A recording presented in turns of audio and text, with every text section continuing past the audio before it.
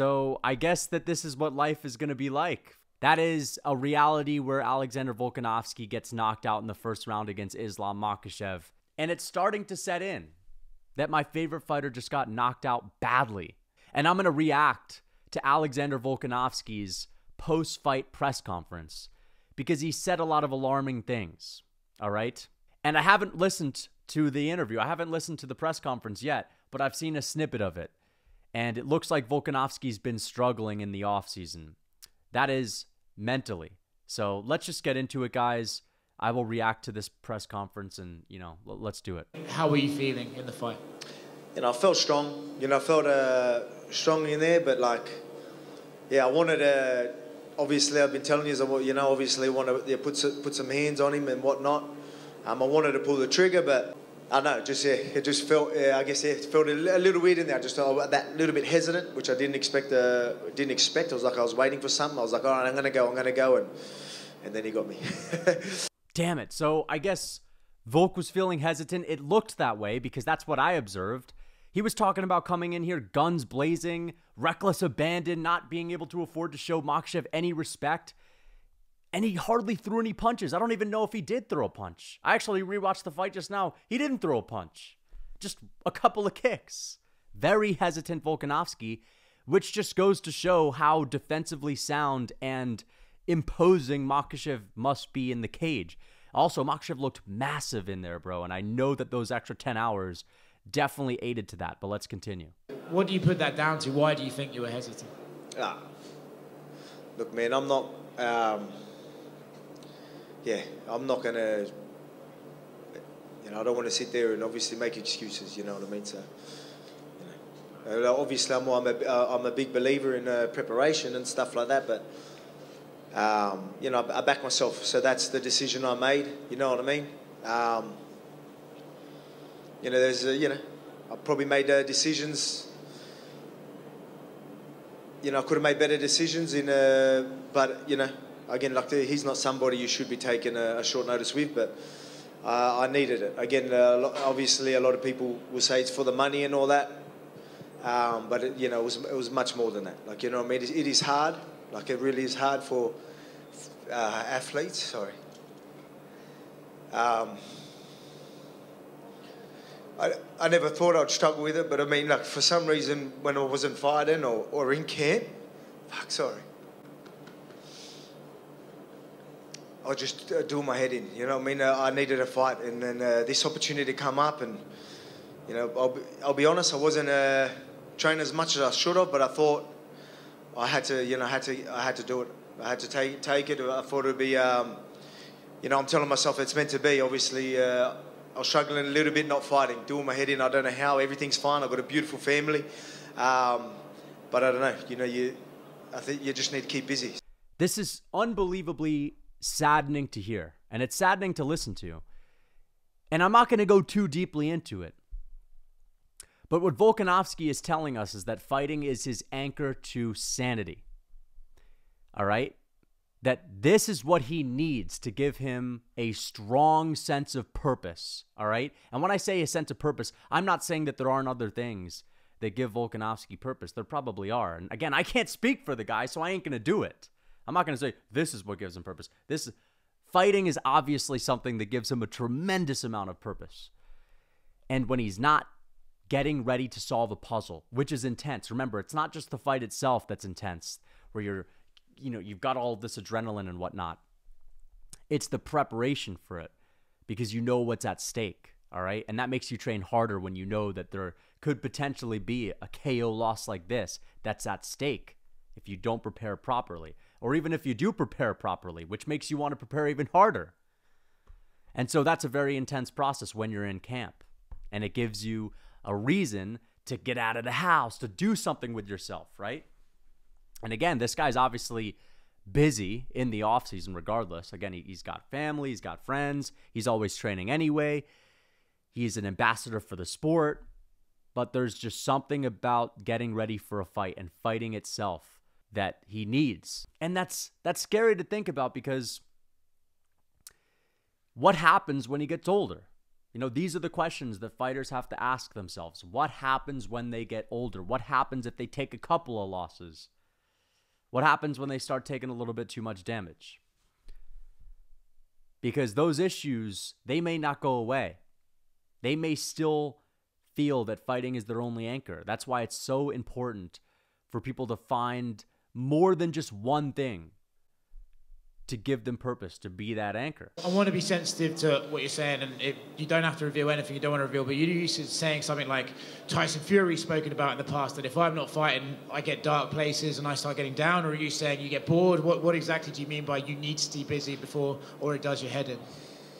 Yeah, I don't know. It's weird. I've never believed, not believed in that stuff. Like I never got it. It was something that, you know, I don't know. Maybe the more and more I learn about my sport, the more and more I understand. Yeah, I don't know. It was different. It was a decision I chose. You know, I talked about us having a smile on my face, me and my wife. Obviously, my wife could see that. You know, it does get hard.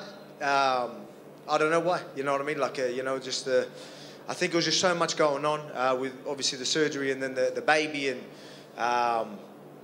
Yeah, and then like I needed to get in camp. So, and then this fight come up. I'm like, it's meant to be. Let's do it. So I thought that was what it was, but maybe it was just a silly decision under them circumstances. Again, they're decisions you don't want to make against someone like Islam, and I'm not taking nothing away from him. Yeah. So he's not taking anything away from Makhachev. He says these are the kinds of rash decisions. I think that's in a way what he's saying. I made a rash decision to jump in on short notice. Maybe it wasn't that well thought out. Maybe it was just me jumping at the opportunity to make myself busy, to give myself that rush. And he's saying, you know, in a way, I kind of regret it. Maybe it wasn't the best decision. He's not necessarily saying he regrets it, but he's saying maybe it wasn't the best decision. And again, I just need to reiterate the idea that if this is it, if this is the only thing that fighters have, it's hard for them to step away from the sport. And I think that Volkanovski, who is clearly obsessed with the sport, and this is why he's been so successful. It's not just because he's talented.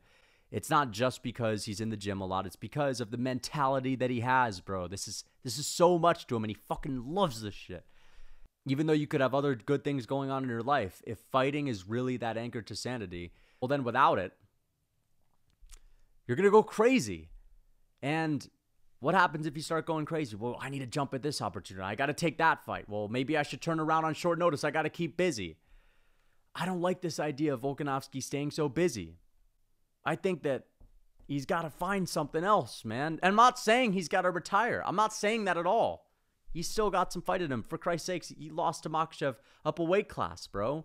We just saw Usman go out there and give Khamzat Chimaev a run for his money. That was the boogeyman that everyone was talking about in Chimaev. And Usman had gotten flatlined and people were writing him off a little bit. But I guess what I'm saying is I'm worried that Volkanovski's going to keep jumping at every single opportunity that's presented, even if he gets knocked out a few times. Let's say he beats Topuria and wins another fight. Well, he's going to want to stay busy no matter what. So these losses, if he keeps fighting, are inevitable. The losses are inevitable because he'll never stop, and the UFC's not going to tell him to stop fighting. If he loses a couple of times, well, they're still going to want him around because he's got that big name, he's got that legacy. No one's really going to stop him. Look at Tony Ferguson, for Christ's sakes. Tony Ferguson is a guy who probably deals with a similar thing that needs fighting. And the UFC is not willing to shut it down. They're going to keep him around. And so sometimes, man, these guys, they got to be saved from themselves, bro. This is like the real dark reality of fighting and combat sports sometimes. Because, you know, if you stick around too long in baseball, it doesn't really mean shit. All right? You're not going to have any detriment to your health. All right? Other than maybe you're going to have elbow surgery because you're throwing a ball too hard or whatnot. You stick around too long in basketball, bro, your ankle's going to be a little out of whack. In fighting, it's like, dude, this is your brain. We haven't seen you on the receiving end of a loss like this. We've seen you in like hard-fought, close decisions. But, you know, Israel, he's taken time off for burnout. Your other teammate, Kai, you know, he had that concussion. He had to take time off too. So do you have to like talk to people around you to like maybe do like pull it back, or do you just want to go full steam ahead? I mean, like, I need to train. I need to get into it. Again, it keeps me healthy. So, yeah, that needs to happen. This isn't a good decision. It's just not. He just got knocked out. And he's taking a fight 3 months later. He's going to have another crazy weight cut. Volkanovski's literally the biggest featherweight on the roster. He cuts a ton of weight. That's not going to be good for your chin. That depletes the fluid from your brain, bro. It's not good for your chin. And he got KO'd. That's not going to be good for his chin either. And he's getting older. And when you're getting older, a knockout may be more devastating. So, I don't like this at all. All right? Volk needs to chill, bro. He needs to focus on some other things, maybe. Because what if he loses to Topuria? Back on the horse, time for a rematch? 2 months later, probably, at UFC 300, back on the horse? I don't like that. And that's possible if you're all going to leave it up to Volk, right? It's possible if things don't change. Because, again, this dude will be fighting every month. So, yeah, I hope Volkanovski takes a little bit more time off before he fights Ilia Topuria. Maybe the guys up in the UFC brass are going to ask him to maybe think twice about fighting in January. Tell him, maybe we can make it happen in March. UFC 300, what do you think? Because I would much rather see Volkanovski on UFC 300 or on a March card than in January with someone like Ilia Topuria. I'd like to see him have more time to prepare, where his chin is going to be refreshed, right? Because even though Volkanovski is going to have a full training camp if he fights in January, how long is he going to be sparring, right? And then how long is it going to take for his chin to recover, even if he is sparring? And what if he gets hurt in sparring? If he gets hurt in sparring, does he just show up anyway? And what if he takes, as I said, will he ever stop? I'm gutted for Volkanovski. Sucks to see him lose. And I really, really hope to God that he can get the win over Ilia Topuria. I really hope he gets the dub. I'm sure that 90% of us that are watching the video right now will be rooting for Volkanovski. Until next time.